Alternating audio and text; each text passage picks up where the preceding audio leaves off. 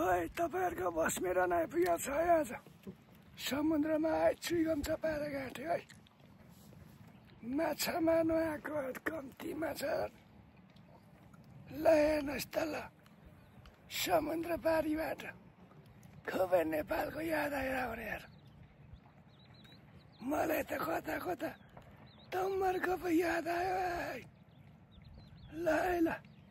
यो एकदमै राम्रो ठाउँ छ बराइनको तपाईहरु पनि कोही बराइनमा हुनुहुन्छ भने आउनुहोस् है माछा मार ल आज बडा मिरुनालाई मिस गरेर चाहिँ बादल पारी भन्नु कि सात समुद्र पारीबाट ओइ तिम्रो बसमे फेरि भेटौँला है मिरुना तिमी युकेतिर छौ होला है मिरुना सम्झ्या छ बडो धेरै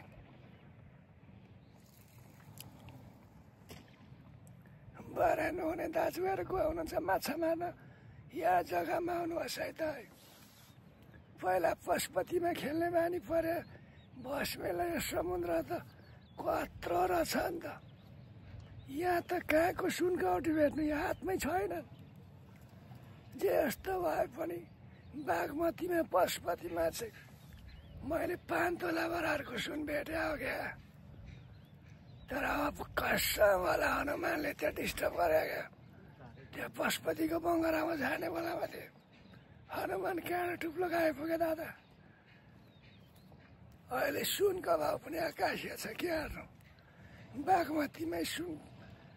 10 तोला जति बनाएर चाहिँ बिहाहरू मलाई सोचेको दादा के हेर्नु सपना पुरा भएन र म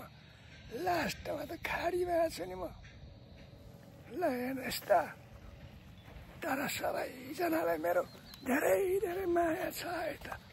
बस्मेको तर्फबाट के हेर्नु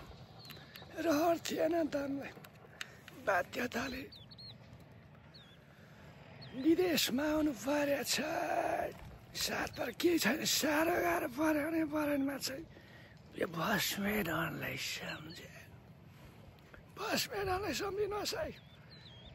कट्टा हान्छ क्या दाला भके कट्टा हानिन्छ केही चिन्ता लिनु पर्दैन